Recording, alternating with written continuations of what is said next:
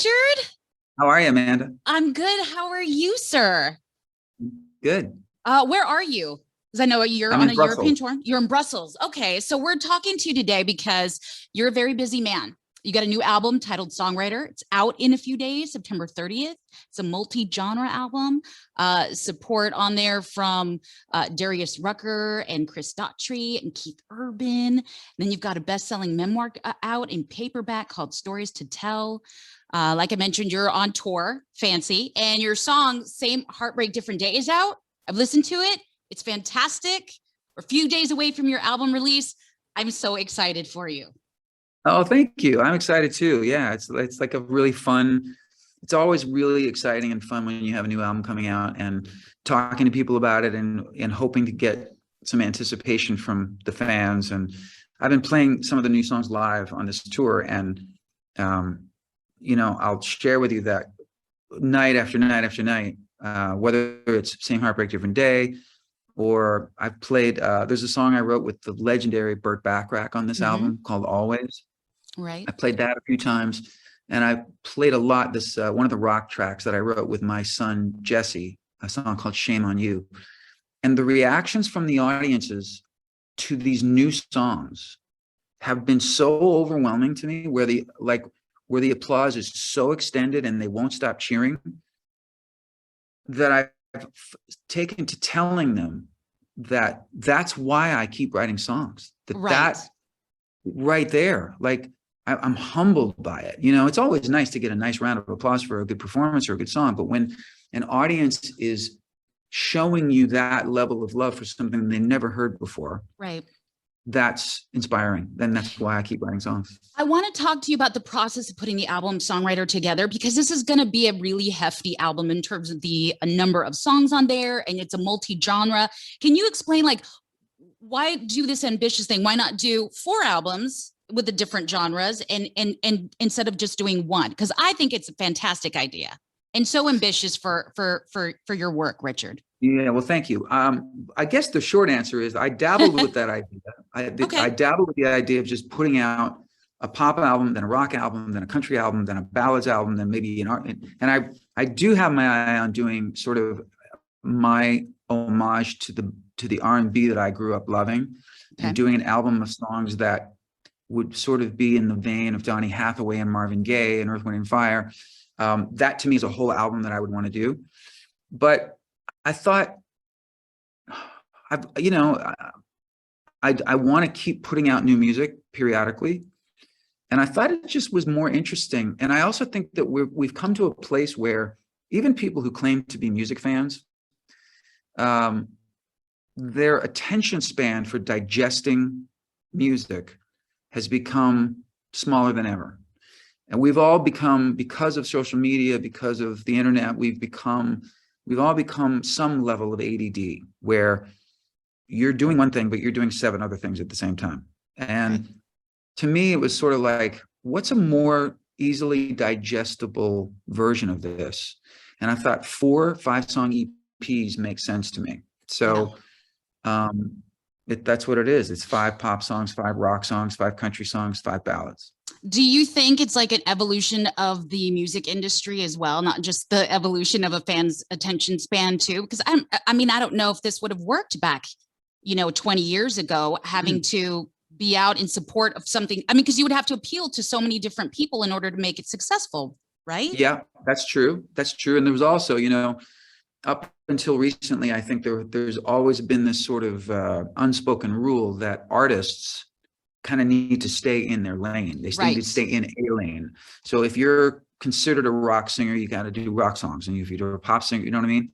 Right. And I've always had some diversity in my albums here and there, but this was really sort of inspired by the fact that as a songwriter, hence the album title, as a songwriter, I've been free to write songs in every genre imaginable. Sure. So, in a span of only a few years, I wrote Josh Groban's To Where You Are, and NSYNC's This I Promise You, and Keith Urban's Better Life, and songs for Daughtry and the Tubes. And so it's like all over the map as a songwriter. Why not do that as a singer? As long as my voice is the common thread, and as long as I feel like I can pull those songs off, where it Right. doesn't sound like a square peg in a round hole, then why not do it? It's much more exciting for me to do various genres. You know, I was particularly happy to go and record 5 harder rock songs. I haven't done rock this heavy in probably 25 years. And it was really fun for me to like just crank the guitars and be really aggressive with the rock songs that I put on this record. Right. So you and that's true, because I watched another interview. You said, no, this is not pop rock. This is really, this is rock and roll for you, right? So Yeah. Is it great to be able to express yourself on stage and through the album making process, the different, because I don't know how that goes. I'm not someone who's on an AC station and a rock station and a country station. So how do you get into those spaces to be able to produce an album like this and be like satisfied with the final outcome? Well, I think in the same way that every album, to me, if I've finished an album and I have served my own vision, I've made something that I'm proud of, that I like to listen to, then to me, it's already successful. If it's successful financially and commercially, Great, then that's yeah. wonderful. But Yeah. if it's not, it doesn't mean that I don't love what I did. And that's what I try to tell other younger songwriters and musicians, which is like, you got to feed your own creative soul first and foremost. You can't, you could go out and try to chase what you think will sell or what will do well on the charts, but it may not be something that you're going to be proud of, In the case of this, the experience of doing it and the adventurousness of it, if that's a word. Yes. The adventurous nature of doing something like this, which I'm not aware of anybody else, another artist doing something like this. That in itself was exciting to me. And it was effortless. The whole process was just sort of effortless. It just was fun. It was fun. And then sitting back going, I need one more country song. Yeah. And so I went to, in the case of the last country song that I recorded for that part of it, I went to my son, Lucas, and a friend of ours named Bruce Wigner, who they're not really in the country world, but they know enough country music and they love country, and they're great musicians and great songwriters. So I sort of led the way a little bit because of my history and my experience in the country world. But it was just fun for all of us to just roll up our sleeves and write the best modern country song we could in that afternoon.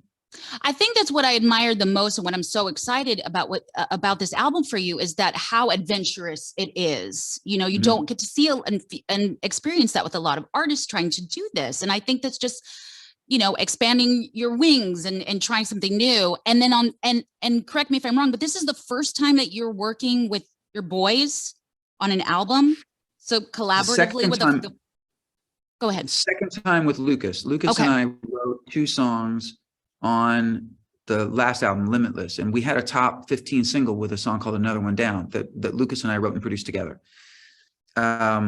So this time he's on three tracks or 4 tracks, I think 3 songs. But I, for the first time, worked with my youngest son, Jesse, on the rock EP. So Jesse and I wrote the lead track called Shame on You, and we produced it together.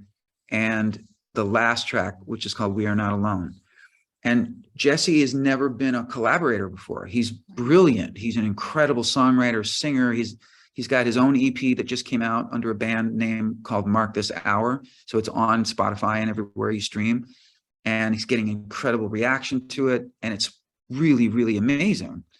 But he's never been a collaborator. He's never co-written songs. So I think it was exciting for him to finally co-write. And who better to co-write with than your dad, who there's nothing at stake, really. There's only an upside. There's no downside. Right. And if it didn't work out, it was like, hey, we tried, no big deal. But what happened is we wrote 2 really amazing rock songs together. Yeah. And I can see it in his face when he's talking about it. He's so excited to have people hear this music, and as am I. So, and I have no doubt I'm going to collaborate with my oldest son, Brandon, at some point. We just haven't figured it out yet. Yeah. And so when you were mentioning about how the younger artists, with what do you find that your boys are receptive to your own advice about, because we've seen the music business evolve. You can get artists now on YouTube and have them signed. And before it wasn't that way, where you were passing tapes and CDs and trying to talk to any exec. So what's it like seeing, going through that process of being collaborators with your boys now in a different music industry? So kind of different music industry. Well, I mean, the honest answer is that, and I think that I do this very consciously. When I'm collaborating with my sons or with another young, maybe quotes, unproven or up and coming songwriter, I make a point to not dominate that workspace. If something feels really foreign to me, like really like that, I can't sing that, or that doesn't feel right to me, which is, I don't even know if that's happened. I would have no problem voicing that. But for the most part, I welcome their input. I want to learn from them. I already know what I know, and some of what I know continues to work for me. But you have to be open. You have to be open to learning new things. And when it comes to Lucas, for example, when he's producing my vocals, I've gotten to the point with him where I trust him so much that I'll just, if we're working on an ad lib, for example, or a line in the song, and I'm not quite getting it the way he wants it, I'll just say to him, sing it for me. Just line read me. Like if I were an actor and I'd say to the director, just say it like you want me to say it, and I'll copy you. Right. Lucas is such a great singer that he'll go, well, I want you to sing it like this. And he'll sing it for me. And I'll go, got it. And then I do it. I just do that. But there's no ego, or I know better, or I'm not going to take direction, or I'm not going to take, I'm a sponge. Like especially on this album project, working with Lucas and Jesse and Bruce and Michael and this guy, Adam Messenger, I just learned a lot from him. And I was nothing but the best of collaborators, in that you have to be open and you have to try everything. And it really served me. I think it really contributed to the album being as good as it is. And so let's switch gears about being going out on tour and doing the live performances for you. How has that been able to, post-COVID, express yourself on stage with this album now? I didn't really have too much problem with the gratitude department prior to COVID. Yeah. But like a lot of people, it did take me into another gear. Okay. And being on stage, I've found myself many times, if I really think about what's happening and how long I was kept from doing that thing that I love. And we collectively, the audience and me, we were kept from this communal, very important act of celebrating music and art together. People in a room singing and dancing and, you know, playing, and like I think we all took that for granted until the pandemic. Yeah. And so my level of gratitude for doing what I do and being able to do something for a living where the description of what I do is the word play. I don't work, I play. Right. Yeah. Sorry, Dave, I gotta go play. I gotta go play a show. It's like at the apex of my level of gratitude. It's very special.